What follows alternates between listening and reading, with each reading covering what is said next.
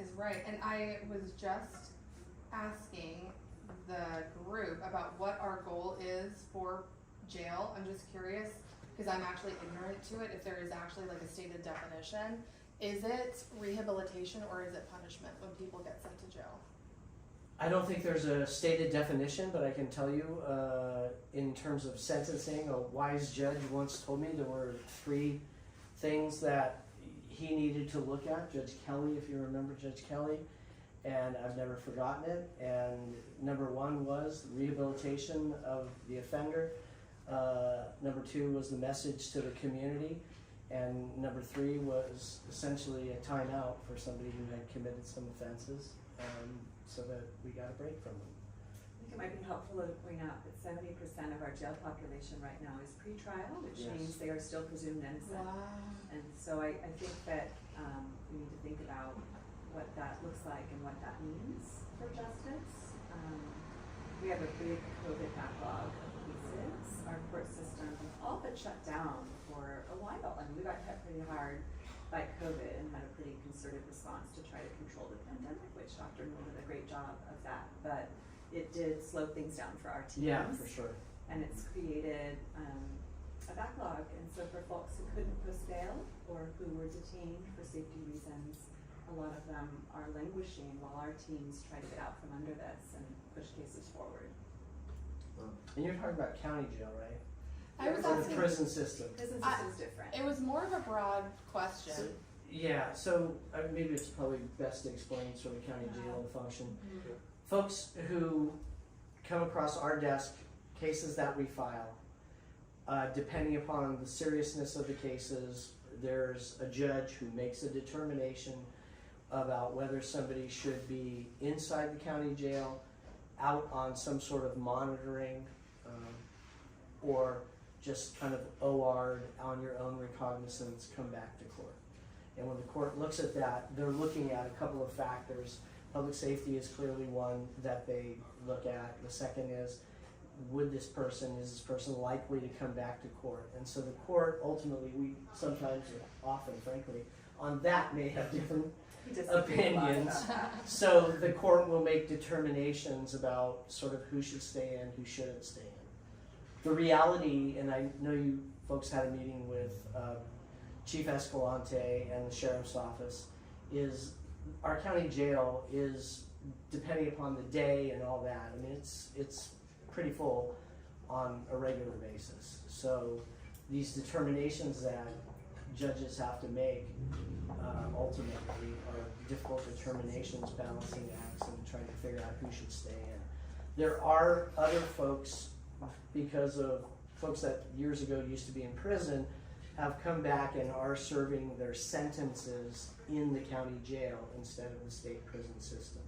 So you wind up with, the jail's getting pressure from both sides. Pre-trial people who have not been. Hi there, welcome. Hey. Are you here for the safety meeting? Yes. Yeah. Yay, thank you for coming. Sorry Bye. we're late. Oh, that's all right. No worries. So you're looking at what Heather was referring to as the pre-sentence population that are there to try to determine what's going to happen to them. There is some population that have been sentenced that are doing their not pre-trial but post-trial sentences there. Are So- there Roundtree dogs? Some are. I Yeah. thought, so Roundtree is reopened or? Hi there, welcome. Hello, welcome, thanks for coming. Quite the turnout. We need more chairs. Yeah, we will need Um, chairs. They've done a good job. Oh, thank you. Okay, so since we're right around starting time, yeah, feel free to grab a seat wherever you like. Maybe you could just introduce yourselves to the group and maybe just give us a rundown of your perspectives working, as the DA and public defender, some of the hurdles that you face, and just a brief intro would be great. You want to start? Sure. Sure. So I'm Heather Rogers. I'm the public defender of our first county public defender agency. We opened our doors on July 1st, 2022, so we are almost exactly a year old. We are the newest county agency. So for 47 years, public defense was run by a contract law firm, Bigum Christensen and Menslaw, you may be familiar. And the gentleman who ran that firm wanted to move on and retire. and the county decided it made sense to bring the agency in-house. I had worked there as a line trial attorney for about 8 years, and prior to that, I had about 11 years of experience in the state and federal systems. So I've been a public defender for about 20 years. Our agency is we have about 62 full-time staff and 24 volunteers. My team consists of attorneys, paralegals, investigators, client advocates, social workers, and administrative professionals. Our model is holistic. We practice what we call community-based whole person defense. And so our teams work in interdisciplinary teams. We have a team assigned to every courtroom that includes an attorney, an investigator, a client advocate, and a legal assistant. Back at the office, we have an immigration attorney, a law and motions team, and we have social workers and a director of holistic defense. And so what we're trying to do for the first time ever in Santa Cruz County is to look at the root causes of criminal system involvement as early as we can. So we have a holistic intake process for each of our clients that looks at mental health, substance use, housing, employment, whether somebody has dependents, whether they have children, whether they're housing insecure. And so we vet these cases right away to sort of understand what's driving people into the system, and we have real talk discussions with them about what their goals are. Some people don't want help. I can't do anything with that. But for folks who say, you know what, Heather, I'm really done. I've hit rock bottom. I need some help. We have a team of social workers and advocates who can wrap around them and create plans to provide them with that assistance. And it's new. It's a completely new model. So we're building this plane while we're flying it. I think we've had some tremendous successes, but it really is a new model, and so we're learning as we go. I have worked really hard to forge good relationships with my county partners, with Jeff Roselle, the DA, who's going to introduce himself in a moment, and all of the other people who I've always felt shared my same vision, which is to make Santa Cruz just the most amazing place to live. I was born at Dominican a million years ago. My mom lives a few blocks from here. And so for me, being a public defender, I see myself as a public servant. And I know that Jeff sees himself as a public servant. And so as we were discussing, we are in an adversarial system, but that doesn't mean that we're adversaries, right? It means that where our values align and where we can work together to get better results for our community, I see that as my responsibility to do that. And that's what our agency does. I'm happy to tell you more about it as we move along tonight. We do defend 85 to 90% of the cases that Jeff files. It ranges between 6,500 and 10,000 a year, depending on a lot of factors that maybe Jeff can speak to more than I think the pandemic has affected our caseloads. I think sentencing realignment has affected our caseloads. But we defend the cases that are filed by the prosecution. We also staff all of our specialty courts. We defend people who are facing involuntary commitment in probate due to mental health, contempt, and child support cases. We handle all the juvenile justice matters in the county. We staff behavioral health court, veteran court, parole reentry court, all of our specialty courts. We also man a 24-hour hotline for adults who want assistance with a lineup or a show-up, an identification procedure, or for juveniles who are detained. We try to be on site for juveniles who are detained within 2 hours so that they have effective assistance with counsel right away. We also have a help and assist hotline. We're doing business hours. Community members who are trying to navigate the criminal legal system can reach out to our team, and we have an experienced attorney who carries that phone from 8 to 5 every day, which I'm proud of. This is all new. We haven't had that in Santa Cruz County until we opened this agency. We also have a really, really incredible collateral consequences and reentry unit. We intake between 50 to 100 record clearance cases every month. We have a 98% success rate in clearing up records, which means that we're helping our community members remove obstacles to housing, employment, student loans, college, all of the things that they need to get back on their feet. And Jeff's team rarely opposes. Oh, hi, welcome. Jeff's team rarely opposes these motions because we have a holistic unit that really puts together a mitigation package to show how someone has turned their life around. And his team is really good at saying they did, and so they deserve now to have this record cleared so they can re-enter the community. We do post-conviction relief that is responsive to sentencing realignment. There are a lot of people who serve really long sentences in prison, and the legislature has now said those sentences were too long and didn't make sense. We represent them in securing freedom for people who, for example, were sentenced to life when they were still children, 15, 16 years old. We bring those back to court so that the courts can take a second look at them. We provide advocacy in all those areas, and I'm probably missing something, but I'm blathering on, so I'm going to pass the baton to my friend and colleague, Mr. Roselle. Nice to see all of you. A couple of familiar faces. My name is Jeff Roselle. By way of background, I went to college here at UC Santa Cruz. Moved away. I've been a lawyer since '89. I've been a prosecutor since 1990. I was in Hawaii for 4 years, and I came back to Santa Cruz in '94 and became the DA. Bob Lee, if anyone knows Bob, passed away in 2014. So I've been the DA since 2014, and our office, we've got about 100 employees, 40 lawyers, 15 police officers, basically investigators. The motto of our office and our driving force is to promote and ensure public safety through ethical and just prosecution. And for us, public safety and victim-centered sort of prosecution, victim-centered solutions are paramount, make no bones about that. We do believe in various cases, and I do support Heather's holistic defense, that with certain types of offenders, if you can get these folks back on track, if you can get them the support that they need, we are clearly supportive of that, depending upon the individuals. We may have disagreements over who needs what, but it's a system. I can tell you that in many ways we are blessed to have in this community. The relationship that the DA's office has with every police agency here is a good relationship. We get calls on serious cases. We've got, and always have had, somebody on call 24/7 for search warrant requests. We have somebody on call for sexual assault cases 24/7.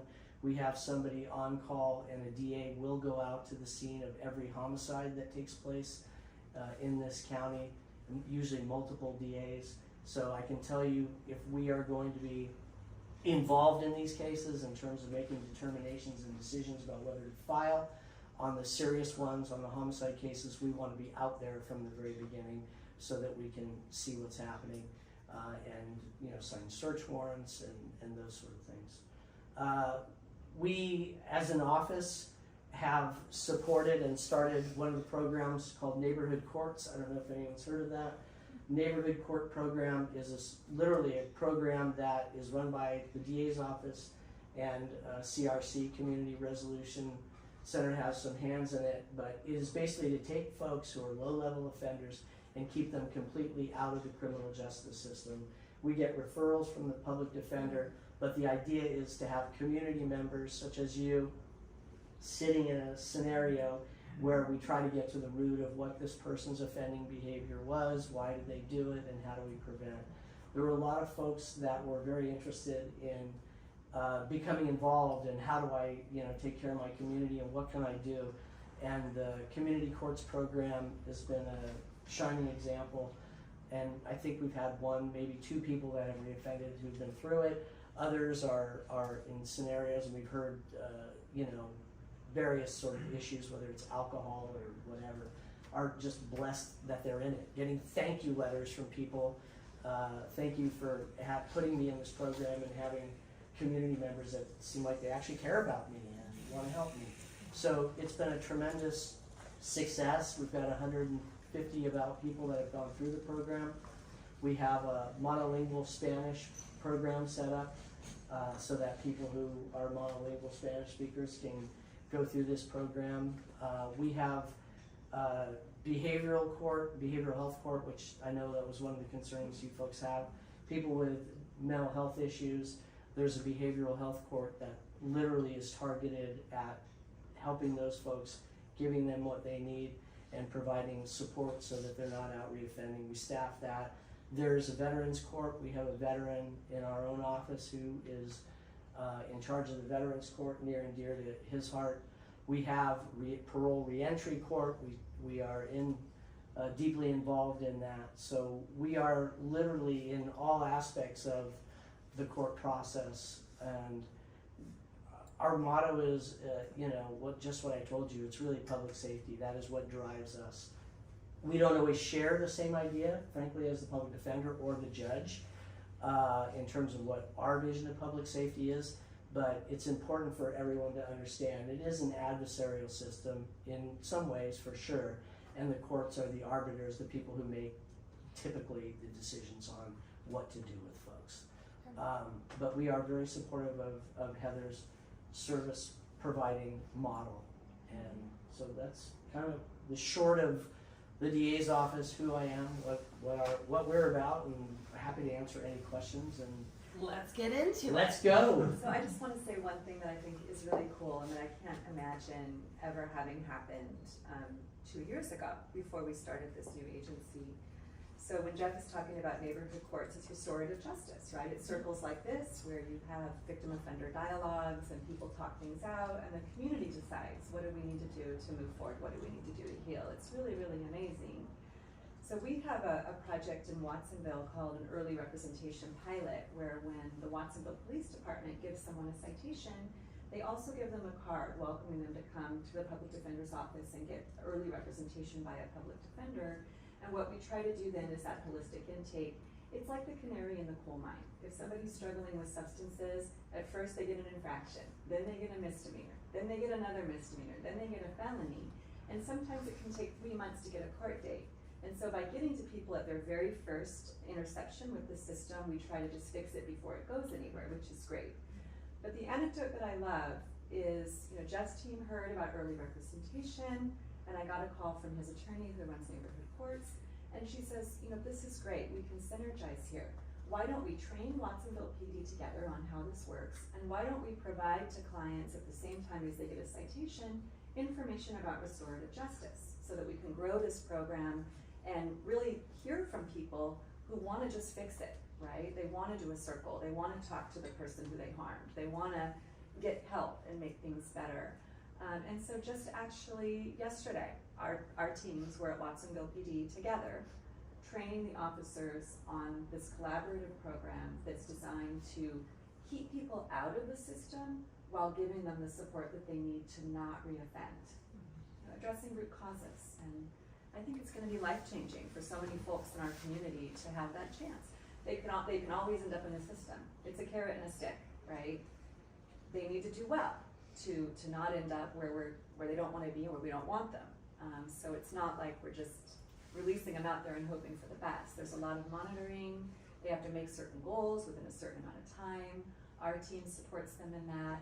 And most people are doing really fantastically well. Yeah.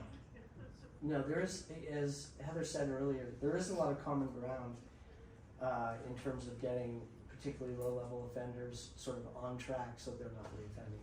We both face incredible challenges in terms of treatment options for folks and those sort of things, which we're happy to sort of discuss. But Yeah, I'd like it if you share that. yeah, well, I'll give you the bottom line, and Heather will support this. There's not enough treatment for those that are mentally ill.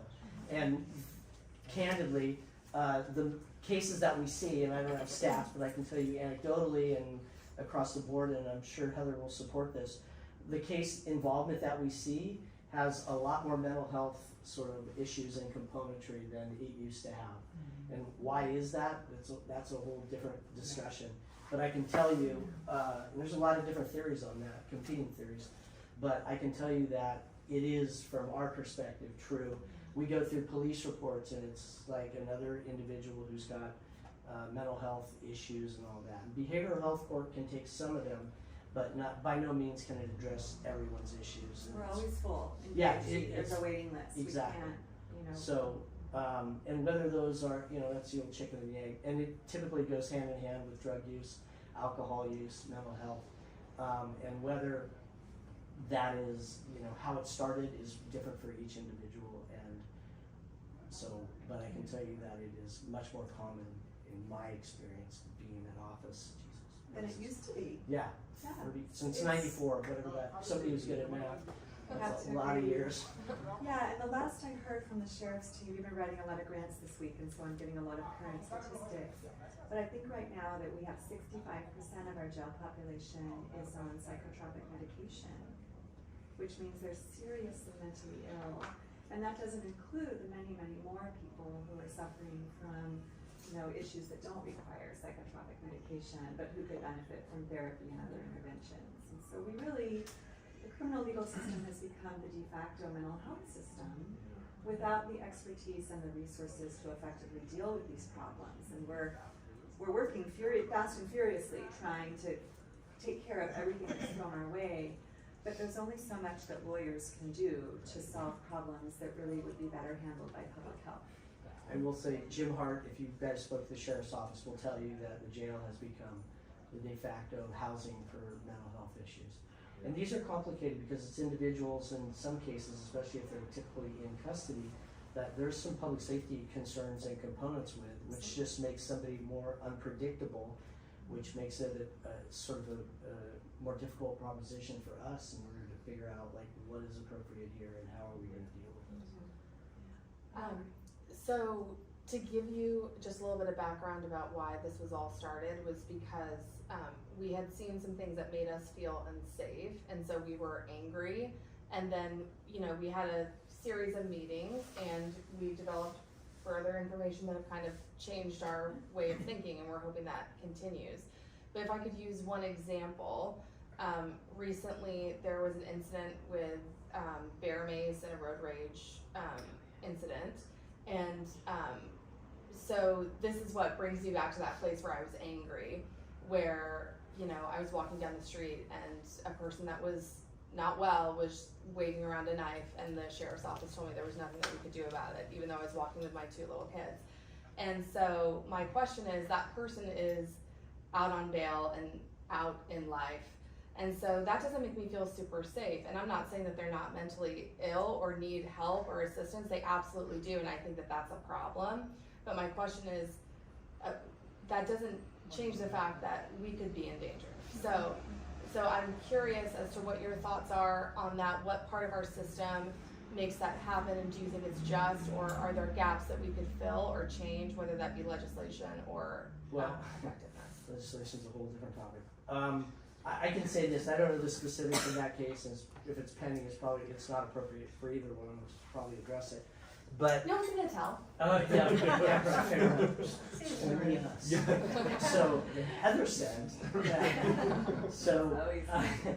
The short of it is, there's limited room at the end. I mean, I told you earlier, the courts need to make decisions about what is appropriate, who's safe to be released, and who isn't safe to be released. Sometimes they get it right, and sometimes they don't. We have perhaps different opinions on an ongoing basis with individuals, what we think should be happening to them. I don't know the specifics of that case, but clearly people who pose a danger to public safety, an active danger from our perspective, usually we request that those people remain in custody. Does that happen? Not nearly as often as we request it. Heather can tell you from her perspective, she probably has a different perspective, that somebody can receive help, they're not going to get help in the jail. I don't want to speak for you, but Yeah, and it's, first of all, it's a partisan system, and so it's not my job to solve all the problems as much as I solve as many as I can, because I care about this community and I see myself as a public servant. But as the public defender, my job is to defend every human being who passes my desk. I don't get to decline cases because I don't like the facts or I don't want to represent that person. Every single human being who is charged and can't afford an attorney is my client. And I take very seriously the role that I am a client-centered defender, which means that when this gentleman who's accused of waving a knife around comes to court and says to me, I want out, I am going to fight aggressively and with all zeal and vigor to get him out. And Jeff's team is going to fight aggressively and with all zeal and vigor to keep him in. And we have the luxury of being partisans in some ways, right? It's his job to prosecute, it's my job to defend, and it's the court that makes the decision. It's the judges that make those decisions. And so our roles are very, very carefully defined, and it's important that we stay in role in order for the system to work. So that is a question for the bench, right? For judges or for legislature? Well, Judges. since it's just us, Heather, every bad decision has come from the bench, not us. Yeah. Well, With the courts as backed up as they are, how does this work? What was that? With the courts as backed up as they are, how does this successfully work? Somebody's gonna get a hearing before the judge. They don't just get released without a hearing. Yeah. So anybody who is arrested and in custody will be brought before a judge with a relatively short period of time. People who are OR'd or have posted bail are out, and they will get a court date and come to court. So it's not like people are languishing that haven't seen a judge. A judge gets to make a decision, even though there's other stuff that's backed up. Go ahead. Right, okay. So, specifically for your department, Jeff, I think one of the things that the public is really super frustrated about is the revolving door. Mhm. And I've been sitting in court lately. And so my question that kind of came up the other day was, when you have a person, they're in there on 6 charges, do you get to argue, or does the judge have knowledge of all the cases before that person did? And does your department argue that case in, and I'm gonna go down the safety road, that this person should not be released to the judge? And I mean, The answer is every time. So we get pile it on. we get a rap sheet. It may not be reflected in the current charges, but when we are addressing the court and we're saying we really think that this individual should be in custody, we're not just, going because of this. No, he's got a long history. He has a violent history.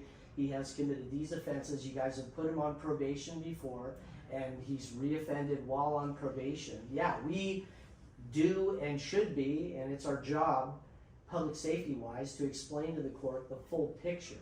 So the answer to that question from our perspective is yes. So then Why don't they listen we to are us? going back to the judge, because what I'm seeing now, and I always used to be upset at probation, what I'm seeing now, and I don't know why. It ain't the old days. That's the No, short I answer. understand that. I understand that, but that's where I'm trying to grasp this, is what I'm seeing now is that the inn is full.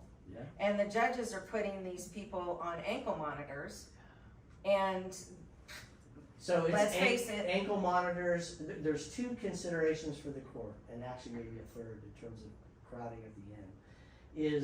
Is this person safe to be released, and are they going to come back? And well, I then- would say and no then on both accounts. Well, you may, but the judge probably, and we may too. But there's also another X factor, which in the old days, there was plenty of room at the inn, and but now there isn't. So, I'm sorry, but when they have an ankle monitor on and they cut that ankle monitor off, Yeah. to me that's like escaping jail. Yeah, That is not brought into a court case at all. No, it is. it is. It is, It's a but charge. but they're not. The cases that I've been watching where they had an ankle monitor on, they cut it off. They came back to court. Nothing was said. Nothing was added. If that happened, that is not typical, and we should not be doing that. I mean, and Heather can So- speak, they're her clients. Yes, they get charged typically with that, and yes, we take that seriously. So that is against the law to cut Yes. your ankle Yes. monitor off. Absolutely. And you should be remanded It's from a our charge, perspective. yeah. So, a couple of things. I know it's not the major case of what they're being charged with in the first place, so it's kind of incidental, but Well, to me, it's another charge. It is It another de- charge. yeah, it depends But I'm on not seeing that. So do you wanna respond? Go ahead. Well, first of all, I want to say that my team defends Jeff's cases, and his team tries to keep people in custody. I'm just gonna say, Sure. you know, they fight hard, Yeah, and he has a very skilled I team realize of that. litigators, and they fight really, really hard. And I fight really, really hard to set the people free. And if any of you all ever end up in custody, I will be by your side, working to get you home, because we are partisan. I just want to be really honest about that. I'm not, you know, that is the job, and so that's important. But I also think it's worth pointing out that probation has a pretrial unit that does an assessment of every single person who's in custody. They provide recommendations. They also look at the person's criminal history, provide that information to the judge. Our teams get that in the morning so that we can review those reports and look at them. I have an early representation team going into the jail before people's first court date to learn more about them, to figure out whether there's something that we can do to stop these cycles of recidivism. And so a lot's happening before that first court date, but on that first court date, Jeff's team is not sitting there on their hands going, do what Heather says. I can promise you that. No, I know, but I'm just, it's different, and I'm wondering why certain judges are making those decisions. Is it, I mean, cause I just heard the last statistic, the jail was only 91% full. Okay, there's 9% that can go back in. So this is my frustration as being a person who's sitting in a courtroom watching a case and following a case all the way through, and I'm usually doing it for neighbors. So, and you know, we've talked about this before, so this is what I want to understand about what has, I know some laws have changed, but it just seems like it's automatic to send them home on a ankle monitor, and they don't show up again, and they don't show up again. I'm looking at court records right now. Thank you for updating the court records. Oh. Fair enough on that. Yes. You've got what you needed?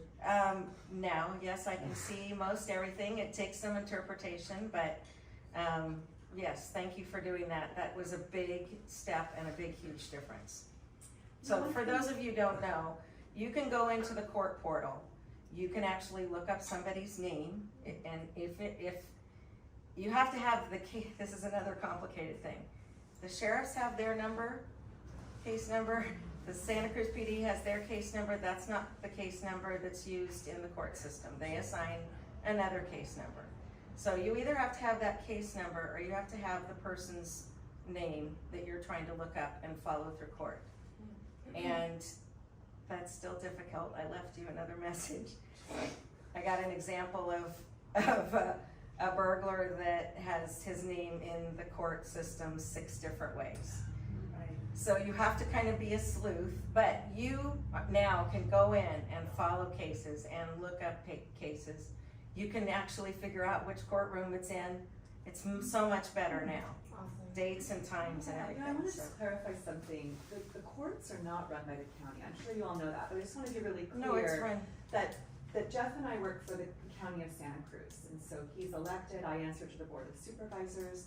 The courts are run by the state, and so there are a lot of times when the county and the courts are not seeing eye to eye on a lot of different things, right? Absolutely true. And the judges are elected, and so this is a function of democracy on some level, and so if you're unhappy with But the you courts. saw that reaction? Oh, wait, oh. Yeah. Most I people do not We should have realize. a judge in here I wanna today. make sure You guys people should understand go do that, right? I know, I'm just saying. No, well, I encourage you to do that. Have at them. Oh, I would love to.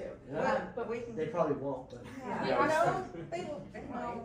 But I You just have to wanna make make sure sure that, that you know, you know we're not, we need to understand the seats of power, because you can't look to, for example, Carlos Palacios or the Board of Supervisors if you're angry at the judges, right? That's the state, that's the governor. No, totally understand. And, you know, our charges are within But the county umbrella, and so it's just, it's a little complicated. He knows my frustration with the software.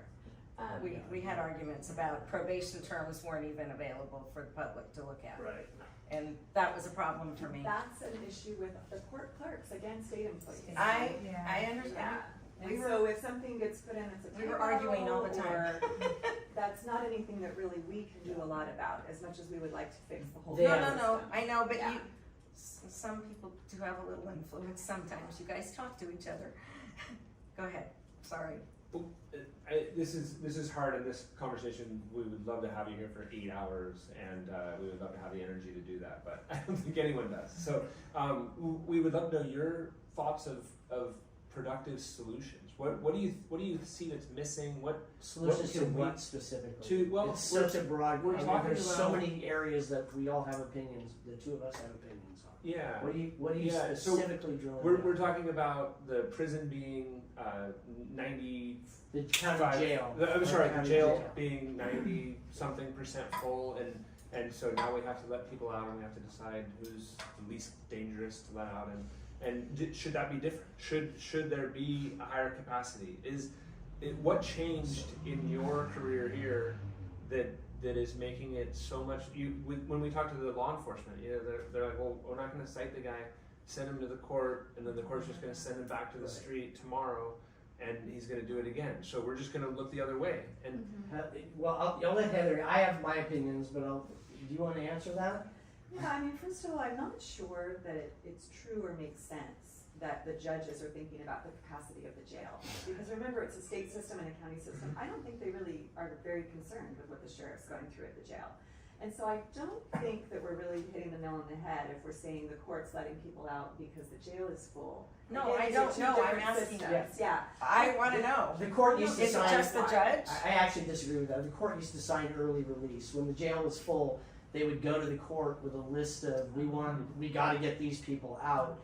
And the judges would actually sign. Because the sheriff was asking for it though. Right. Yeah, So then that's a conversation Because it was to have full. with Sheriff Hart, right?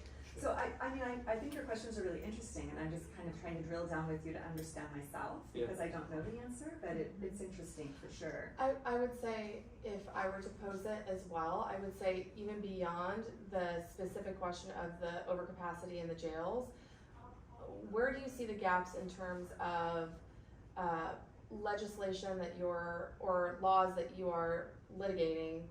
Are they effective in a functional society where we're all safe? So can I mean, I can give you my quick answer to this. Yeah. The justice system is not the public health system.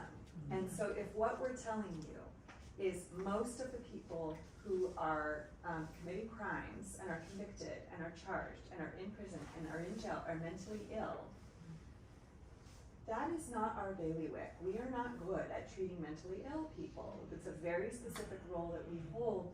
And so for me, the answer is always shift funding into core services that address mental health, substance use, housing, right? Childcare for folks who want to work. If we could knit up our social safety net and give people a shot, I would love to be out of work, right? Really, and I know that Jeff would too, because it would mean that our communities were safe and healed and doing so much better than they are now. And so when I look at the problem with the system, I think, take money away from me, take money away from Jeff, take money away from the sheriff and away from probation, and shift it into social services. I sat with a woman who had gone to prison, who had young children, and we were talking about record clearance and collateral consequences and second chances. And she looked at me and she said, "Miss Rogers, no one ever gave me a first chance. I never had a roof over my head. We never had enough to eat. My daddy beat me." She's like, "What are these second chances you're talking about?" And so many of my clients never had a first chance. And so why don't we take the vast resources that we have in this incredibly wealthy country and lift people up and give our children a first chance, right? This next generation, let's make sure they have housing. Let's make sure they have food. Let's make sure they have childcare so their parents can work at the jobs they want. Let's get them soccer shoes and put them on sports teams and reopen our rec centers and have parks that are fertile with opportunities for youth. And then we're not going to have these problems in the next generation. I have a question. Defund public defender and fund public health. I have a question. If you're stating that you know that a large percentage of the people that are in jail are mentally disturbed, basically, I would say 85 to 95%. and you're working to get them released, there's a disconnect there for me. Well, no, there's not, because it's the Sixth No, Amendment. it's for to the me. US I didn't say for Constitution. you. I said for me. But we have to remember that the US Constitution is what created that system, right? And so it's an adversarial system, which means that the idea is that you have Jeff's team presenting one view, my team presents the other, and there's a neutral arbitrator that makes the decision. And so if there was nobody there to defend the person who's accused of something, a lot of innocent people would end up in prison and in custody. And the founding fathers decided that that wasn't the way to go, that it was better for everyone's issues to be aired with a neutral arbitrator to make the decision. And remember, my team is practicing holistic defense, which means that, you know, a year ago, under the old system, no one even asked about mental health or substance use. My team now goes in and provides wraparound social supports for clients because I never want to see them again. Right. I'm tired of knowing everyone in this town. Bottom because I've line though, represented them there are a 15 lot of times. crazy people on the street. That's the bottom line. And they're I mean, not that's gonna be what we're fixed in seeing, jail. and that's what Yeah. makes me. They're not gonna, so, real quick, let's just level set. There are very few people in this country who get life without parole. All of the rest of them are coming back to the streets. So why don't we provide them with the treatment No, I- that they need Boy, I get to that, come back but that's well not and gonna whole? happen right now. Warehousing human beings does not fix their mental health problem. It exacerbates it, it doubles down on the trauma. So you said something about taking it away from probation, and we had that discussion before, and I brought up that the grand jury about 5 years ago said, let's take the probation department juvenile delinquent facility and make it a mental health facility and take care of it. There's a courtroom up there, there's everything You up there. mentioned that in a meeting last night. Why aren't we pushing for that? I know, We're gonna both agree on this. There's not enough mental health treatment. There's I not know that, enough but let's locked start beds in somewhere. this county. Yeah. Well, the answer to your question about juvenile hall now is they need it because the state has done away with DJJ, the Department of Juvenile Justice, and has put all of this burden, frankly, back in our counties. But, so the answer is, there's a lot of people with mental health issues out there for sure. And there's not enough treatment for them, there's not enough treatment beds, there's not locked facilities so that we could feel safe to put somebody in while they get help. So Heather and I will agree on that, and we'll tell you, as a county, we have done a bad job of providing mental health support, not just for criminals, you know, people who've been in the criminal justice system, but even on the front end. Do we have less now, or is it just a bigger problem now? Well, that's a secondary issue. It seems to me that we have a lot more people who have mental health issues, Yeah. you know, than we used to. Okay. But we And- also have a lot more homelessness because of the housing crisis. That and we, all when that. Santa That Cruz came goes out, together. number one in the Right. country as the Right. most, yeah, like, Right. it's As the most, pardon me? the least Expensive affordable place to live. And the crisis in 2008, a lot of people lost their housing, lost their job since that All time. true statements. So, I will praise Heather, and I will say this. In the old days with the public defender, they looked at it case by case. Oh my God, I just want to get him out and work on this case and look at the next case. And what happened is, these people would get out, get another case, then come back, then get out. Yeah. We used to call them rubber band cases, because in the old days, you put them together with a rubber band, and now you have 5 or whatever. So the public defender has taken a very good approach in terms of not just looking at the case with blinders on, but trying to get holistically sort of a picture of what the problem is, so that we don't have this revolving door. Yeah, I'd like to say Okay, I like something. that. Which is a good thing, we praise that. We don't always agree on who should get that, Right. Right? right? Yeah. But, But they're But all you getting shouldn't. out eventually. Yeah. I wanna be safe too. My mom lives 2 blocks from here. And if everyone's getting out, why don't we provide the treatment and resources they need to be safe? No one ever looks me in the eye and says, you know, Miss Rogers, when I was 12 years old, I wanted to grow up and be caged and addicted to drugs. They all wanna go home and be well too. And so I feel like we as a community need to provide treatment when it's asked for. For those who don't want it and are gonna keep doing what they're doing, Jeff's got that dent covered, and they're gonna That's a end up. huge population in It this. is. Let me say, I want That's my issue. I'm sorry, you have a lower voice over here. I want to say something because I want to say a lot of what you see depends on the angle that you belong to. So you're saying certain things, but I, for example, have been part of NAMI for several years. So I get to see a lot of families that have family members that end up in jail only for one crisis, one psychotic break, one something. They're now recidivists. They have a family behind, and they can easily get back on track because, you know, mental health gets criminalized. So when you call them these people, when we say this, we like Heather says, there are some things that could be done. For example, to mitigate the devastation that occurs in jail to people that only have one incident or a crisis or something. And for example, solitary confinement. This is a letter that was sent to the San Mateo County Jail by Disability Rights California. And a lot of the things that they describe are happening here. Solitary confinement, 23 hours a day, is incredibly devastating to people. So if you have a person with psychic vulnerabilities, they're not gonna get better in solitary confinement. So something needs to be done to help with that. And there's one more thing. This is a lawsuit, San Mateo County Jail, because the sheriff there, like the sheriff here, decided to eliminate all physical mail. Now, physical mail is a lifeline for people in a community, for family members. If you take all of that away from people, these people will re-enter the community, right? There are communities, so if they suffer because of that, the family suffers, you know, this is gonna be worse. So these things could be tweaked, for example. They're still getting mail, they're just using a different format. So just FYI, I mean, if you're talking about... SmartJail.com, yes, the tablets are very few. Hardly anybody really gets to have those messages. Okay. You need to look into it because we could have a long talk about that. We can, and I can tell you that there were some security concerns with mail being sent in. It is being proven because many prisons in the country use physical mail with no problem. Okay. The contraband is not, the research proves that doesn't Okay. happen.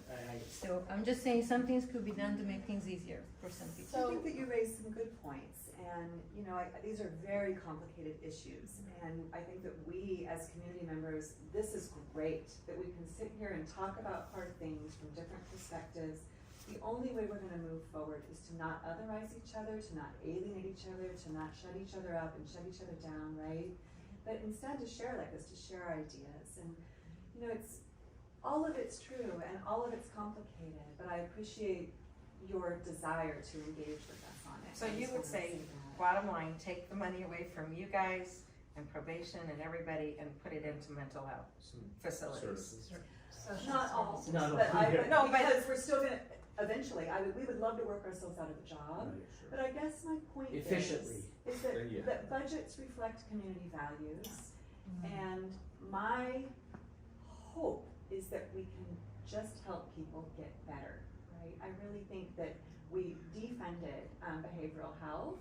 We got rid of all of our mental health facilities. We got rid of all of the beds and all of the hospitals, and we just released everybody out onto the street in a crisis of housing where there's nowhere for anyone to be.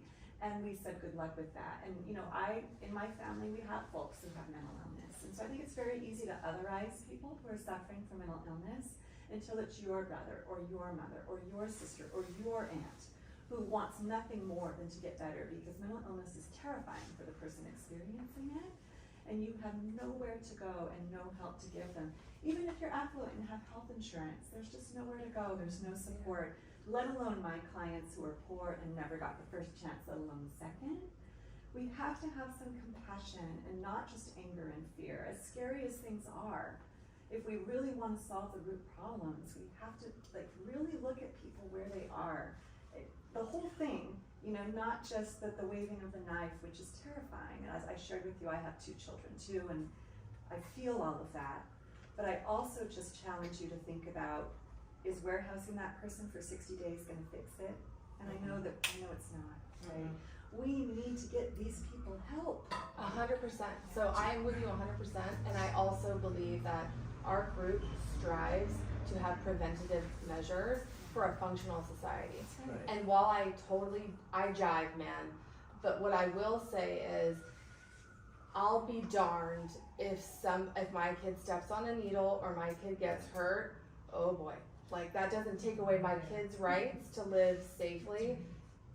At the same time, I just absolutely believe we are failing people because we do not have the services available and we have systems in place that literally keep people down.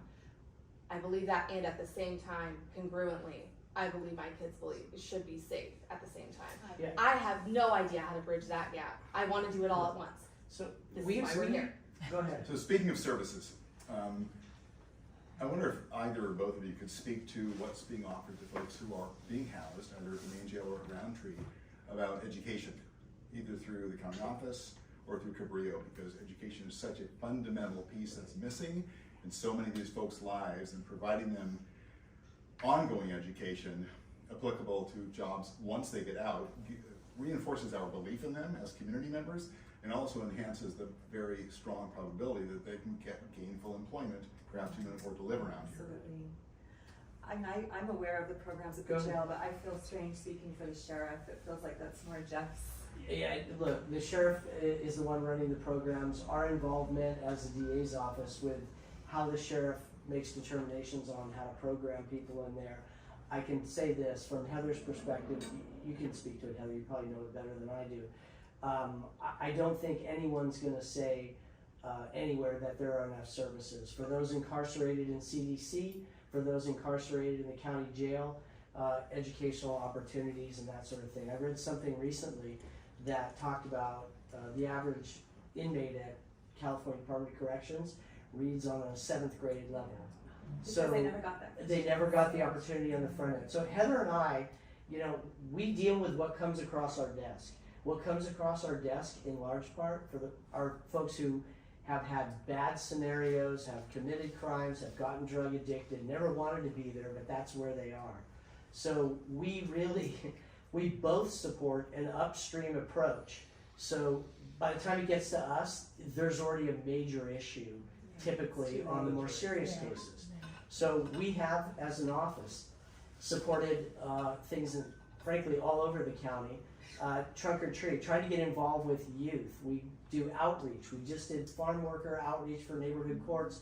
180 people out at a strawberry farm. And that's both of us. Both of us. My team's there. Fair enough. We're So all upstream. trying to do upstream approaches, All of it. but you're talking to two institutions that are really downstream.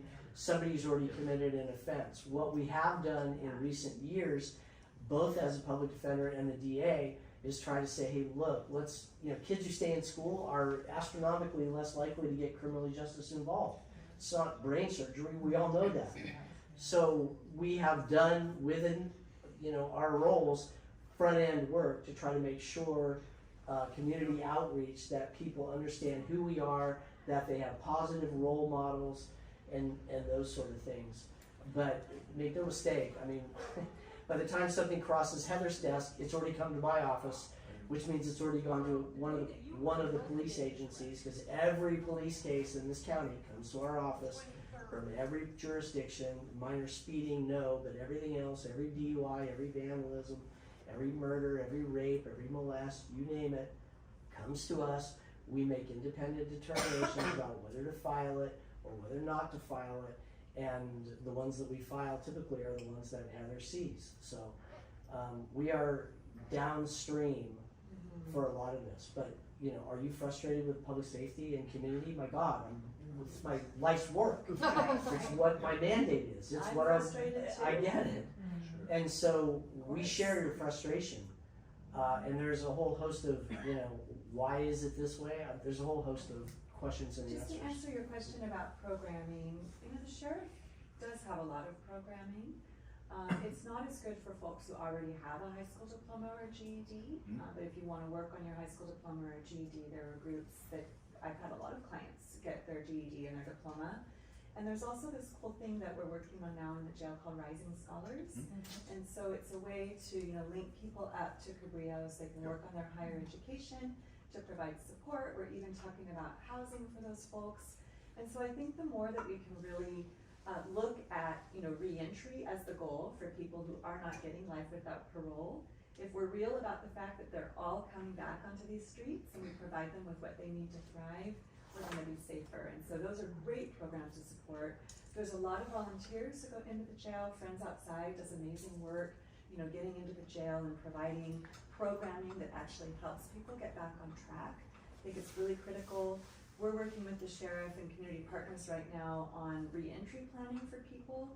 My dream is that 90 days before release, we do a holistic outtake, right? So you start with a holistic intake, and then before folks are released, I want to do a holistic outtake. Where are we at with all of these things? How can we link you up to the supportive services that you're going to need out here? Who's your community? Who's picking you up? Who's bringing you shoes? Who's going to make sure that you stay sober and on track? Where are you gonna stay? So that people have a chance of actually succeeding. My office is a few blocks away from the jail, and I have people wander down from the jail without shoes on. What do we think is gonna happen to this person who we just incarcerated ostensibly to rehabilitate them when they don't even have shoes on their feet? What's gonna happen is they're gonna go commit a crime because they need shoes on their feet, right? And so I envision a world where we are actually setting people up for success and making use of that timeout, as Jeff likes to call jail. Not what I call it, but if we're giving folks a timeout, then at the back end, don't we want it to be an effective timeout where they have a shot now of correcting their behaviors? Were you gonna say something? Yeah, earlier talk about like in Watson, you guys have a program where you hand out like a pamphlet to people who get arrested to try to reach out to communities. Are you guys gonna do something like that in Santa Cruz, or have you? So this is a pilot. So we are shoestring and stick of gun over at Public Defender. We're doing a lot with a little. That whole program, early representation, is run by our holistic defense unit. We have 2 social workers, a program director, and then 6 client advocates who are basically young people coming out of college who are interested in social justice work. But long story short, I would love for every single person who's charged with a misdemeanor to have the opportunity to meet with an attorney and to meet with a social worker, to meet with our holistic team, to try to see what's going wrong and to try to fix it. And what I love about that particular program is if you give someone an early rep card and they actually show up at my office hours, you're getting the people that want help, right? And so it's resources well spent because you're not hauling them into my office. These are folks who are making the effort, knocking on the door and saying, you know, Miss Rogers, yeah, I have a drug problem and I don't want this to spiral. I want to get better, right? Or I'm unhoused, or, you know, I'm in an abusive relationship. There's 1,000 stories. And I love it when they walk through the door because those are the people who deserve my team's efforts, right? And so it's cool, it's great, and I want everyone to have the opportunity. We're victims of our success. We are working really, really, really hard to provide these services to the community and trying to show that they're working. So I'm collecting data, I'm collecting outcomes to make sure we're using our resources wisely. And in a couple of years, I'll be able to come back to you all and tell you whether it worked, right? Because I'll know how many of these people recidivated, how many of them didn't, how many people just needed like a little lift to not end up deeper involved in the criminal legal system. Is that a grant that you get for that, to pay for that, or how do you get the money to pay for that? No. So 3 of my advocates are funded by a Prop 47 grant, but this is the tough decisions that I have to make as a leader. I'm given a budget, right? Okay.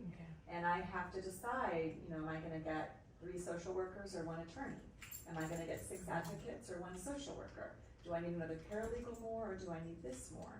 And what I'm investing in right now, and it's a small investment because we still need to defend all 7,000, 8,000, 9,000 of those cases, but I've decided that it makes sense to take part of my budget to try this, to try holistic defense, which is a model that's working in other communities like ours to actually solve the root causes of criminal system involvement, because I want to be safe, because I don't want that knife waving when I'm walking my 2 children on the streets. And I know from being a defender here for a decade that I represent all of these people over and over. It's a revolving door, and they're not getting better, they're getting worse. That is insanity, to keep doing the same thing over and over without trying something new that's working somewhere else, right? So we're trying it, but I need to show our board that it's working. They don't want to invest in some brand new thing.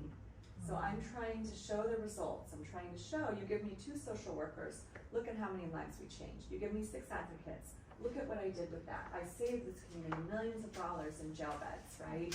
By just showing up early to give people the support that they need to get better. So that could become, maybe your pilot program can be like, look what we did, we need money to support this. If it works. In But you know, other you all are the cities. voters, we want to use your money in a way that makes sense. Right. And this has never been tried here before. And so, you know, I really start. love creative, innovative solutions to intractable problems because we're not trying anything new. And so we're getting the same results, which are what you experienced on the sidewalk.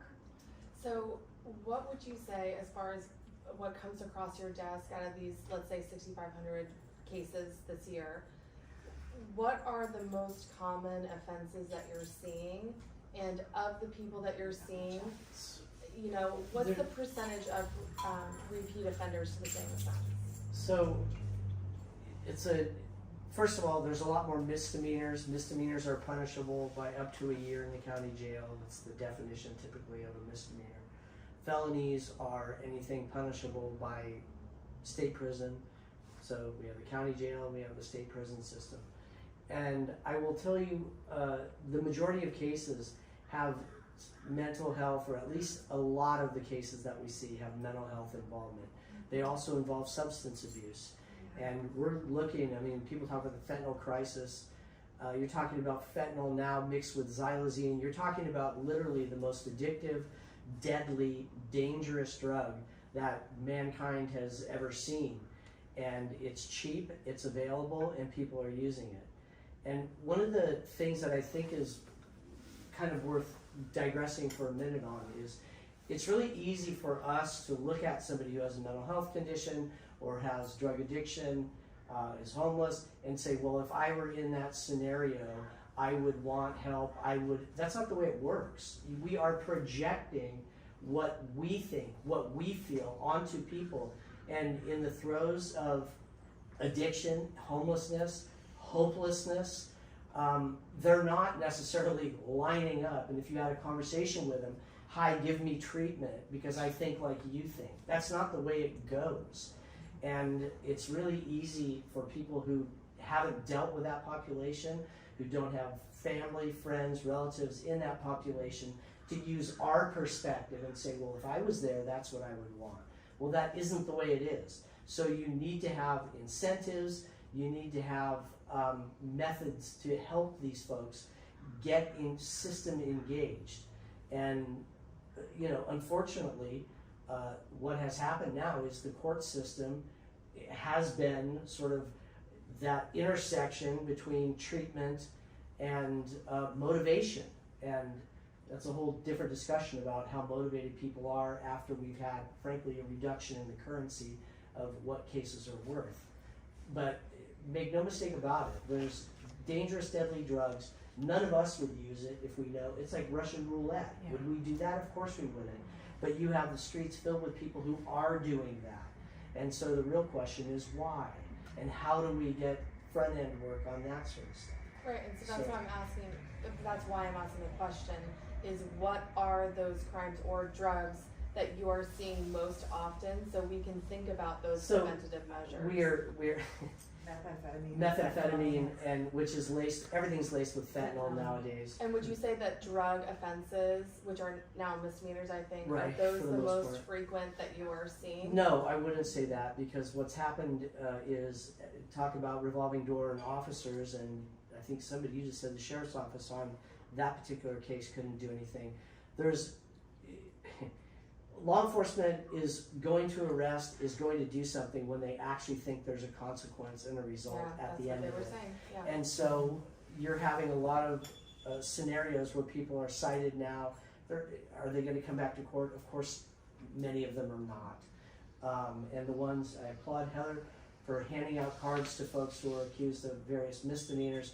But if we think that, you know, a large part of the mentally ill population who gets arrested for some small thing are going to show up at our office, it's not going to happen. So you need to have a different way to get them system involved. In the old days, when there was frankly some consequence, you know, nobody went, and that's a whole different debate, to prison for simple possession offenses. What it would do, it would provide motivation to get them into treatment. And they had sentences that were attached, 90 days for dry out period, basically. It wasn't a mystery that they had certain numbers. But I think a lot of that has gone by the wayside. So as soon as I remember drug court, as soon as they reduced possession offenses to misdemeanors, everyone's like, shit, I got 10 misdemeanors, what do I care, I'm out. Is that the Prop 4757 that people talk about, or is that That's a whole different thing? Prop 47 for the most part was reduction of theft offenses and other things. Okay. Prop 57 is a different animal. That's another 2-hour discussion on those. That's okay. But people, from my perspective, you got to help motivate folks to get treatment, because the idea that these folks who are living in these horrible conditions that we would never want somebody to be in, and we don't want people to be in, are just gonna line up like we would to get treatment. That's not realistic, it's not the I reality. want to add two things, and I'm the researcher here. Research shows that having group homes where people with certain vulnerabilities can be would cost half as much than what it costs us to keep people in jails and prisons, half as much if we had them. And also that I just read the most recent report on homelessness for the state of California. It has really interesting data, and I don't want to contradict you, Mr. Rosell, but for a lot of people that are homeless, actually they would like to receive the help, they would like to receive the treatment, and the data is statewide. I'm speaking about the criminal Yes, population, okay. just so we're clear. I'm just. But it's the same population, so Marina, I wanna lift something that you just said. There is a program right now in Denver, a housing program that's basically, piloting a look at how many, there's a myth that people who are unhoused don't want houses, right? And so this pilot is really looking at that, right? And the truth is that if you offer people housing first, which people need housing before they can get sober, people need housing before they can get stable. Without a roof over your head,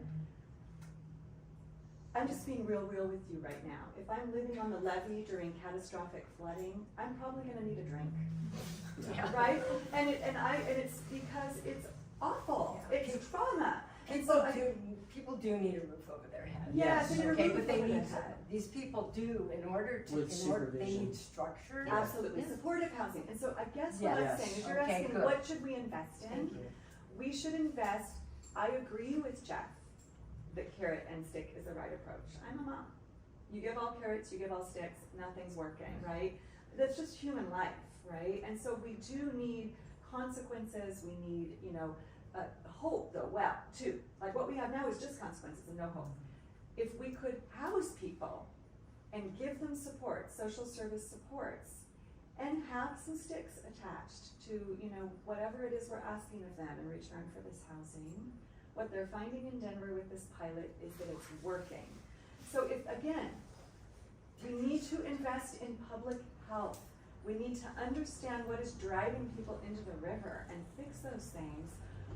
Or else we're gonna be working like we do now, night and day, and just representing the same people over and over again. Is care court changing any of that? I mean, we don't have it yet, right?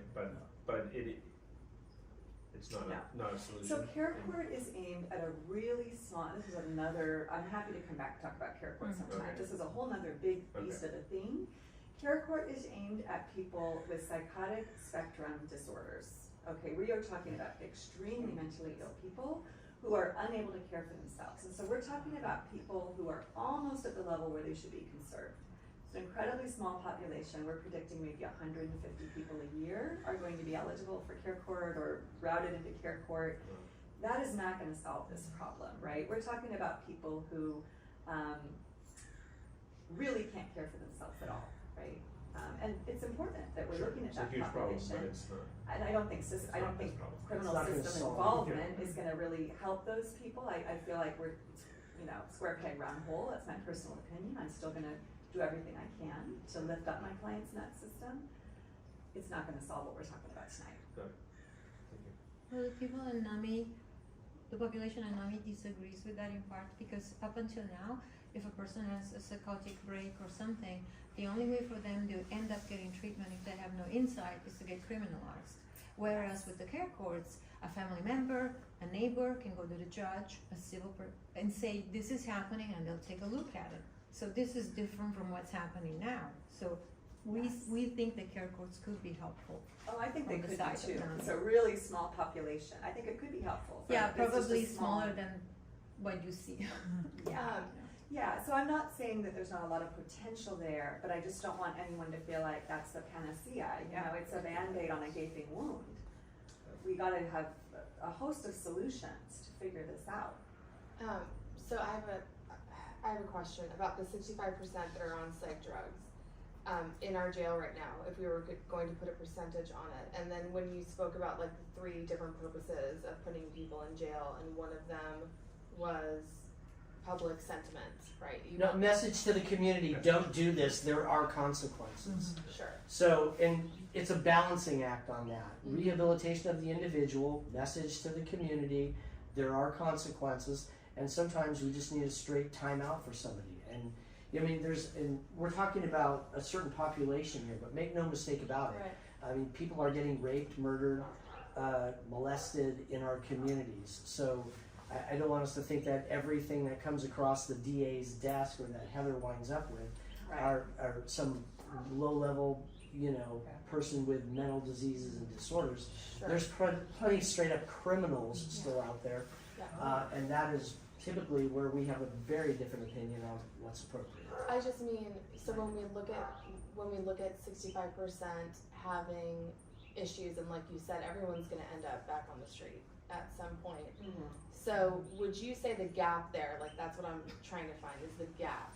Would you say the gap there is our current laws or services, or combination of the both, that would put people in a position where they're going to be on drugs, on the psychotropic drugs in this facility, but then once they actually get out, they don't get those drugs anymore? They do not, right. And this is why I love my reentry idea, because we can find out what people need, and my social workers, my team, will walk them over to Emmeline and get their prescription filled and check in on them and make sure that they have a housing voucher. Like we need to give people a chance at success, right?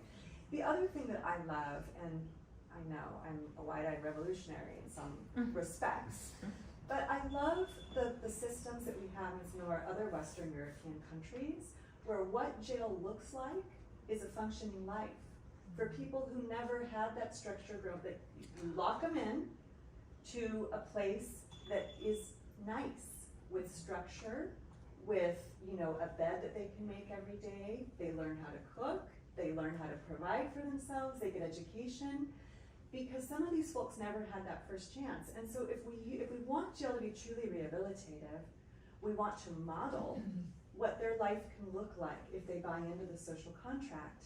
Instead, what we do in our jails is we double down on trauma. There is nothing more traumatizing than what my clients experience in jail. And I'm not going to tell you the stories because Jeff will tell the sheriff I did, and so I'm just going to tell you it's bad. And that is not Sheriff Hart's fault. That is what all of the carceral and penal institutions in this country look like. And so it's our fault as citizens. We live in a democracy. So if we want something different, we have to tell our leaders what we want. I want Norwegian jails because they work. They actually rehabilitate folks.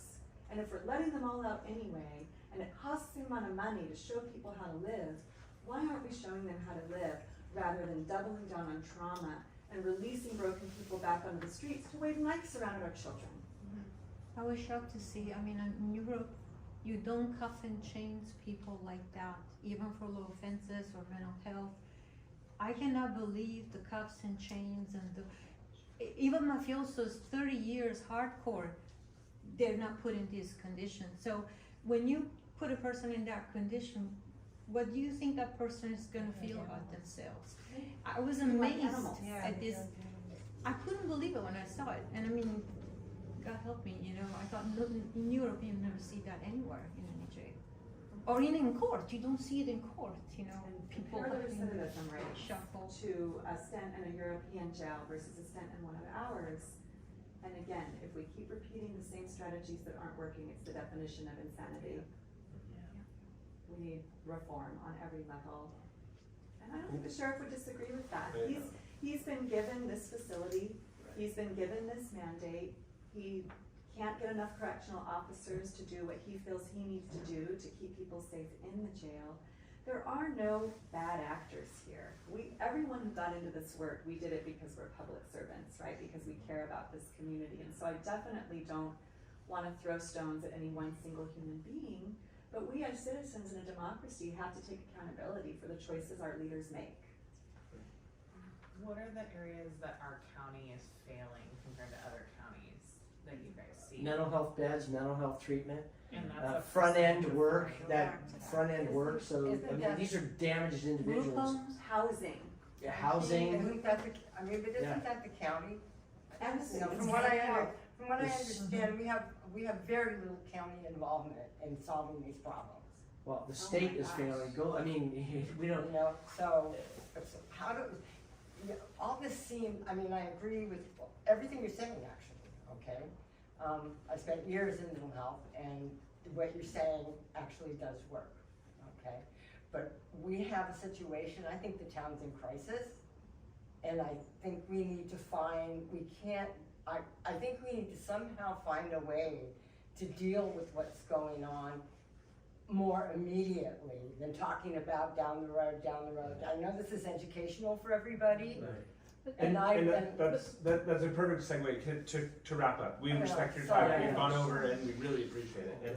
And I appreciate exactly what you're saying, and we would love to know, where do you think we should go from here? We're just a couple concerned citizens, and we're sitting around in a circle, and we're so appreciative of you guys taking the time to be here. And I think you should have a conversation with the courts if they're willing to meet with you. You've had a conversation with law enforcement, the sheriff's office, and Chief Escalante. You got a take on that. You've had a chance to look at a couple of participants who do agree on a lot of things. Yeah. And I think you should have a conversation with the courts. I think you should have a candid, honest conversation about how they make decisions and what they do and how they factor in public safety with individual rights. And the fundamental difference between my job, victims are first. I make no bones about it. That is what we focus on. That is what I view public safety first and foremost as. Protecting people from being straight up victims of crime, having knives waved at them, and any other type of victimization. In that process, is there room for focusing on offenders and getting them help and all that? Absolutely there is. It's not the solution in every case from our perspective, but there is some common ground that way. Heather will tell you her focus is on her clients, as it should be. There's different jobs that we have. Zealously represent your clients with an eye toward community safety. Frankly, we're the only one tasked, not even the judges, with doing justice as our ethical sort of obligation. And that is what we do. So I think you guys should talk to the judges. Behind every person on the street, behind every complaint about this, frankly, a judge has made the decision. Not me, not Heather. They made the decisions. They're elected officials. When's the last time we had a judge? I literally didn't even think about it. We it's really good. We're all chatting. Never crossed my mind. So I don't know if they'll meet with you, but I think it would be interesting for you to have a conversation with judges. That's really And if true. they won't, find a retired one that'll have a conversation with you. That would be good. Yeah, that's really true. A lot of people think, and I just had this experience with my burglar, that Sounds like you bonded. yeah. No, I went to the neighbors and they said, "Oh, good, he's been arrested." Okay, he's been arrested now. Everything's fine, and the judge and everybody will do their jobs and take care of it. And I said, "Sorry, we're gonna go sit in court and watch this whole process." So they're getting an education of things that I've already seen in court, and it's eye-opening. Can I just steer you in a different direction? Please, Yeah, but it's your turn to but- answer the but question. I know, it's my turn.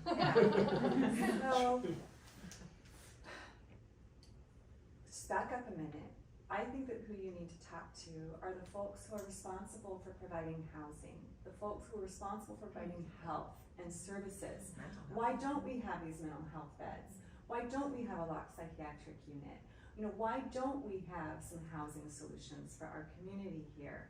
And so if we always focus the conversation on justice and only think about Jeff and me and the courts, we are missing the point. Justice is giving people that first chance. And I would focus on our children. The folks that we're dealing with right now, we may save a handful of them, but a lot of it is just done, right? The baggage is too heavy, the wounds are too deep. This group should be thinking about the world your children are going to grow up in, talking about education, talking about housing, talking about giving our youth in Watsonville soccer shoes so they can join the soccer team rather than the game, right? Talking about giving our kids some hope that they have a future here. And I feel like if I were all of you, who you're clearly very committed, right people, that is where you're gonna do the most good, is actually looking upstream. It's a word that we use a lot, but we look upstream because downstream it's too late. But we live in a situation where it's around us all the time. And we're gonna do our It is best around to us work all with the you, time. I'm gonna do my little bit as the public defender to, make a wedding dress out of gunny sacks, and Jeff is gonna do his best to try to give people consequences that are meaningful, and we're gonna try to do reentry. we're gonna do all the things. But if you're talking about how to invest time and money, let's invest it in our kids and make sure that our next generation is not in this mess. So just for the record too, you guys were like one of the last on the list. We've had a couple of meetings with service providers, Housing Matters, Free good. Guide. Did they you know. point fingers at us? No, I'm only actually, joking. there's That was- been a lot of pointed that was fingers, only and for a you laugh. guys did not have it. So anyway.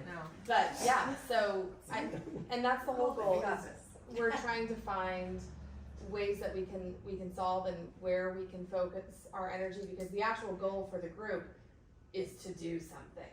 So, you know, and we welcome your feedback as to where that should go. Heather's right about the upstream approach on some level for sure. It depends on what your goal is.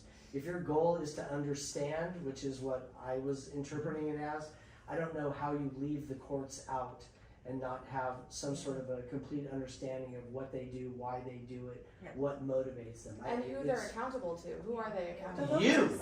You elect them. You are Yeah. the taxpayer. So remember That when you go building there is They're all- yours. and you just don't even look at who the judges are, and you're just like, You yes, just yes, check yes, them yes, all and yes. they're never challenged. That's That They is are your elected courthouse. judges. That We is your elect them. courthouse. You paid for it. They work for you. yeah. So they should come to the meeting. first. Yeah. Well, if they I haven't don't, had anybody tell me no yet, so Yeah. I'll see. so if they don't, Heather is right though. The front end approach with youth, like we have, we have limited roles in that aspect, but we have done even jointly reached out to South County and underserved community, and done trunk or treat. We served a couple of thousand kids, trying to promote like positivity.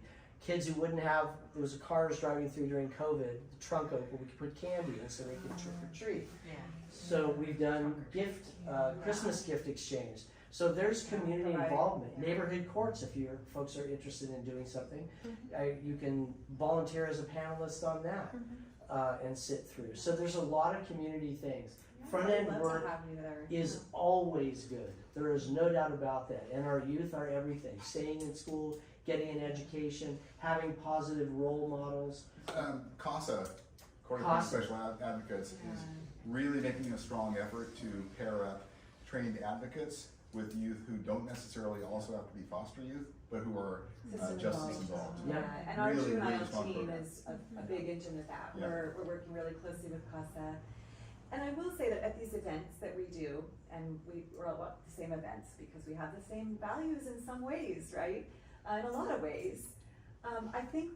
I find it amazing, the youth, I'm like dressed up as a cat throwing candy down the chute, and they're like, I love your anecdotes. They're the best. you mean you're the public defender? How did you become and the kids engage with us.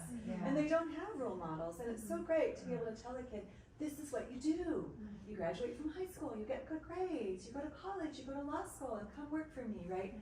I think all of you just be out there with the children that don't have the parents that you are to your children. And it doesn't mean you have to be a CASA or you have to be a foster parent. Sometimes it's as simple as like volunteering at these events and handing out candy and just talking to kids and giving them some hope. Like think about the people who changed your life, right? It was somebody who said something that struck with you. For me, it was a teacher. I grew up a poor single mom. No one in my family had gone to college. It was a teacher who said, you know what, I see something in you. You can be something. We can all be those adults that change lives. One thing I noticed from the very first meeting that Kaylin and Marvin started, there were like 80 plus people, almost 100 people. Especially COVID has separated people in the community so much, and we need more community involvement and to interact more with the people in the community that do what you do and other people do, because there's a total separation. You see what I'm trying to say? So it's been really great that they've made this effort that has brought some people together. Well, and thank you guys for participating, because I think it has been helpful and it's been interesting, and we're still a little confused as to where we can go and what we can affect change. There's so much to this, and this is just one more step. So now There's we have a lot of housing a few extra pages of notes. The housing elements. Housing is crucial for sure. Yeah. I applaud you for actually taking the time out of your lives with all of the things that are going on to actually care enough to do something like this. So, and you're right, we have so much more in common than we do differences, except we don't see that. We get in our own little sort of world and look at things with People want to come together and They have do, fun. and people want to be, for the most part, there are exceptions I can tell you about, but want to be good, decent humans, and help each other, and want hope and love and all the things that we all want. I'm sure you get to see the worst. As I say, nobody comes to the DA's office for a good reason. Either you're a victim of a crime, or you've committed some offenses, and we do a lot of back end work. We've tried even cooperatively to go do some front end work, but I think it's incredible that you actually care enough to try to find out what's going on in your community, and we're always here to help participate and tell you what goes on from our Thank you. lives. I just wanted to follow up quickly on your advice about serving the youth. The Youth Action Network, and they come into the high schools and they'll do a big fair for the students that have all the resources that the students can take advantage of. And they've been to Pajaro, and they've been to Watsonville, and they've been to North County High Schools. It'd be great for this group to invite representatives from all of those different agencies to come in and give their 5-minute talk about who are they and what are they doing, how can all of us help and support them, because they all need help in different ways. Maybe it's a one shot, maybe it's ongoing, maybe it's Boys and Girls Club and you can mentor, maybe it's a different time where you're helping to make sure that they have socks, whatever it is. So I'm gonna be bugging you because you've dropped some acronyms, and I feel like you know what you're That's what we talking do. about. Okay. So, and I would love Half to of see them are that. true, the other ones are just made up. If I We could go ask, one-on-one. They're all true. I can back you all up. That's right. And that's United Way. You should talk to PVPSA. so here's my question though. Yes, If I could just ask one more question. So something that I have found is, like, I'm completely ignorant and new to all of this, but I have found everything's kind of disjointed, and there's no place where you can go as like a hub to the different departments that have their hand in all of these connected issues. And so you just mentioned 2 acronyms I had never heard of, and I have had so many conversations. And so I feel like, have you noticed that as well? Because you're dealing with people who are potentially going into jail. You have to have access to certain services to offer them. So do you find that as well, that it's disjointed, that there is no central spot? It is. We're getting better. We're getting, so 211 is a start. So what we've done in my office is we have these advocates, these young people coming out of college who are interested in getting some job experience, and they've created an Airtable mapping all of the social services for me in the county, and we make connections with each of those agencies. We get a liaison, we get a process to apply for help. And it's been so helpful because I've been a public defender for 20 years, and every time you're recreating the wheel, right? Every time you're just like cold calling people. So now I have a database of hundreds of services, and my social workers and my advocates have made a connection there. I have a cell phone number at Deanie at PVSA or whoever it is. Like, I actually now have someone who will answer the phone and be like, oh yeah, Heather, we got you. Here's what's available.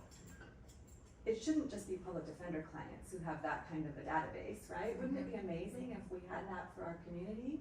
So that's something that we can advocate to our leaders for, right? There's a couple different databases that you could get a hold of, that I'm aware of at least, and city schools, like I just said, the one she referred to for youth is really valuable. It's a whole webpage. The County best Office of the best I Education. had found was the free guide. Sorry, the cards right there.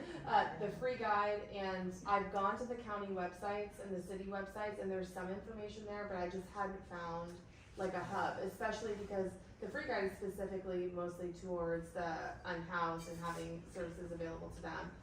And I'm just wondering, like, the preventative measures as well, and where everybody can go, and I just feel like that would be really helpful. Yeah, city schools, that The County website's incredible. Office of Education, if Yeah. you look on their website, they have a resource page and that's for the youth resources.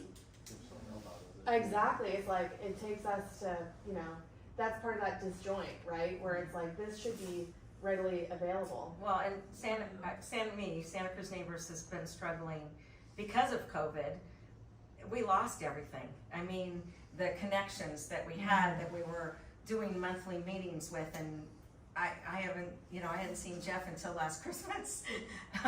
So we're struggling actually to reconnect with all of those efforts too. So, but there's lots I can share with you Sometimes guys. seems to be a feature of Santa Cruz, because when I lived up to the university, there were people in one department that knew nothing about what was going on in other departments. It's like, and Same so thing. I find that even agencies, there are many agencies here that don't know what's happening in another agency. Right. Because I've been kind Well, of remember, It's you called know though that silos. we have so many governments, right? So you have the county, that mostly deals with, you know, sort of the big structure of government and the unincorporated areas, law enforcement wise. You have Santa Cruz City, you have Capitola City, Scotts Valley, Watsonville, Aptos, Soquel, and there's a lot of different governments in this very small area.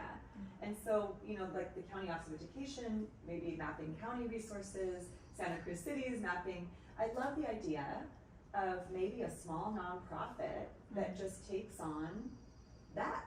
Like the idea of the nonprofit is simply to cull all the resources like My Advocates did and run a resource guide, an online free. That's an amazing use of this group's energy, I would say, because then we would at least know what's available and who to talk to. Santa Cruz Neighbors has taken a pretty good stab at that Oh, good. with all the Wonderful. links and the connections. So, yeah. Maybe we need to advertise it then and promote that, you know, really lift that People up. know where to go. you know. Well, I'm redoing our door hangers, so at the end of the door hanger, we'll be starting. That's what I'm saying, I feel like I'm starting all over again after COVID, because we were just so disconnected. And so many people left their jobs, and now they're also, I mean, just city staff, I've had to redo all my relationships. So COVID really threw a wrench in a lot of things, because people left their jobs. I'm sure, Jeff, you had a pretty big turnover. Employee-wise? No? No, we have a Because lot of I'm work still, from home. I'm now meeting new faces. Well, I got a lot of new attorneys, I mean, and I have some retirees, but I don't think we've lost. Not really. I think that happened with the county. The county maybe, I'm just talking about my office. Yeah, no, but it happened a lot, and so, yeah, I by will- all means, ask the questions, we'll go find the resources. I will say this, We'll put it social out. services aside, which is frankly more Heather than it is the DA's office, we do live in a community, you know, every city has their own police department, the university has their own police department with a brand new chief. But what I can tell you is we have meetings, monthly meetings, the chiefs of every jurisdiction and the DA's office are tight. There's, you know, infight, you can go look at various jurisdictions and you'll find tension, infighting, you know, whatever. And that is absolutely not what we have here. We have a cohesive unit we deal with. They're gonna do a gun buyback program that we're all participating in. So social services aside, which does sound like it's scattered, and frankly, social services is not something that we are typically involved in, because they're Heather's client, she's trying to square that away. I'm But- also not social services. Well, Yeah, I but your was supposed to clients mention. need them, fair enough. Sometimes it feels like I that. can't be responsible for everything. So, but law enforcement's tight. Yeah, and touching on COVID too, we didn't get a chance to talk about it. I have so many questions about how, because people were confined to their homes, and I have heard that domestic violence, while the arrests may have gone down, that didn't change the fact that it was probably happening more often. And so you brought up kids, and when I was touring for, our daughter is starting TK, and I toured a couple of schools, our public schools here, and one of the teachers was like, you know, when they come in now, they have to have like 20 minutes to kind of decompress. And I was like, oh, is that like new? And she's like, yeah, we've been seeing that since COVID. And I was like, why? Like, are you finding that people are having chaotic households, or are you finding that, you know, just COVID has made it so they're not socially able to kind of adjust? And she said a combination of the both, and we didn't get a chance to touch on that today, about like what you saw in a shift in the people that came to you and the cases that you saw, and how do you think that COVID has kind of like affected crimes and how they're done, and kind of like the family dynamic. a little It's bit. deep collective trauma, let's be Yeah. honest. I mean, even for those of us who have good jobs and relatively well-functioning homes, it was devastating and really, really scary, right? All of a sudden, everything that you thought you knew and understood about the world was taken out from under you. And that's just It's the hard opposite. on human beings, and, right? I mean, that was Yeah. just hard on everybody. No, it was hard on work environment. How do you deal with these cases? You can't get your cases to court. A lot of, I mean, I will say this frankly, a lot of kids that were, or adults that were hanging out on the corners, maybe with guns, and you know, there was a drop in some of that during COVID. You weren't finding shootings, and it was just because if you're out, you're Right. observable. So, but stuff that takes place in the home, Yeah. certainly. Simmering trauma, Yeah. right? You know, and I'm sure all of you feel it. I feel it. I feel the effects of it. Right? It was unnerving, and we're high-functioning adults. Like, imagine for these kids, just and so many people lost their jobs, lost their homes, lost so many things, and all of that Lives, trickles down to our lives, kids. long COVID. We all, like, so many people lost lives in our team. We've had people lose their parents and their siblings, and yeah, it's gonna take us a while to dig ourselves out from that. But this is how you do it, right? Community, talking, caring about each other, solving problems together, face to face. This is it. You all are doing it. I love how we ended on a high note. Thank you so Yeah, thank you. It's really a much. pleasure. Nice to meet all of you. Yeah, reach out anytime. Thank you. Very nice to meet It's a you. pleasure, and I know it's like not an easy topic, Yes. and Thank you. I appreciate it.